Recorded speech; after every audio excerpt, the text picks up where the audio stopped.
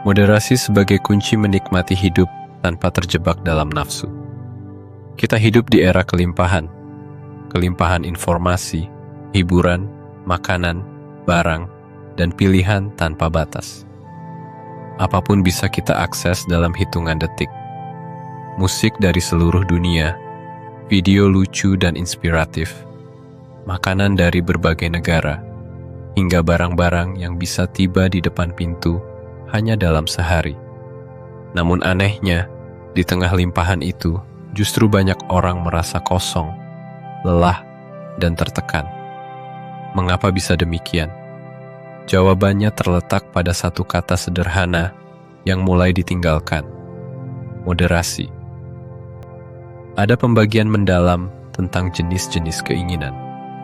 Pertama, keinginan yang alami dan perlu, seperti makan, tidur, dan berteduh. Kedua, keinginan yang alami tapi tidak perlu, seperti makanan mewah atau pakaian mahal. Dan ketiga, keinginan yang sia-sia, seperti kekuasaan, ketenaran, dan kekayaan yang berlebihan. Masalah muncul ketika kita terlalu banyak berinvestasi pada keinginan yang kedua dan ketiga, dan mengabaikan keindahan dari yang pertama.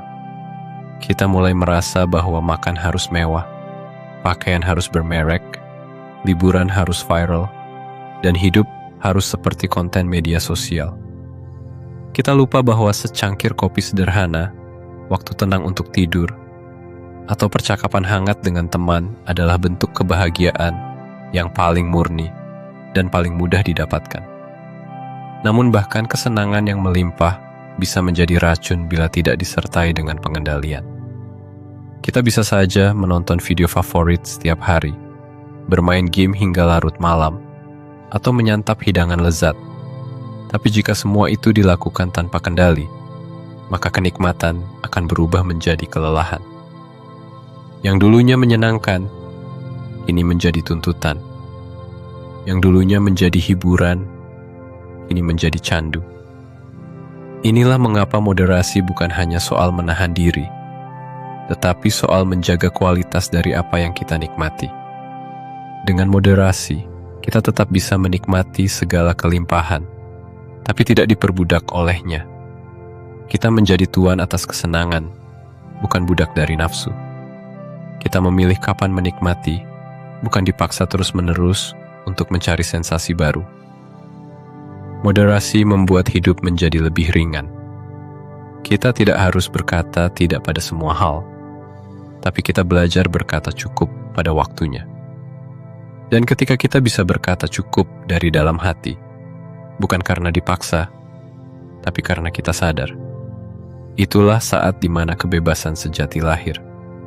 Kita tidak lagi dikendalikan oleh keinginan yang tak berujung, melainkan kita mengendalikannya.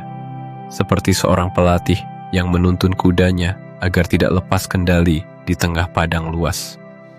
Maka jika kita ingin hidup yang berkelimpahan, bukan berarti kita harus memiliki segalanya.